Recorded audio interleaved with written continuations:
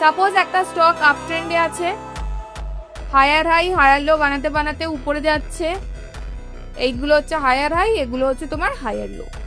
এবার ও যদি নিচে আসে এখানে একটা কার্ভ বানায়, যতক্ষণ না পর্যন্ত প্রিভিয়াস হায়ার লোটাকে ব্রেক করে নিচের দিকে এসে সুইং বানাচ্ছে, ততক্ষণ পর্যন্ত এই স্টকটা আপ ট্রেন্ডেই আছে। এত দূর পর্যন্ত নিচে যতক্ষণ সুইং বানাচ্ছে এই ট্রেডটা আমাদের আপ ট্রেন্ডে আছে। যখন ও ব্রেক করে দিল এইটা, তখন আমরা বলতে পারি যে ট্রেন্ড চেঞ্জ করছে। তো বোঝা যাচ্ছে মার্কেট স্ট্রাকচার কিভাবে বুঝবে।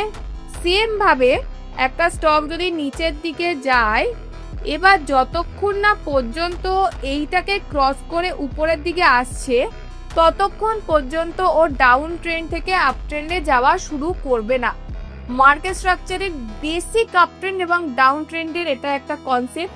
এইখানে যে ওর টাইম স্পেন্ড করছে এটা ওর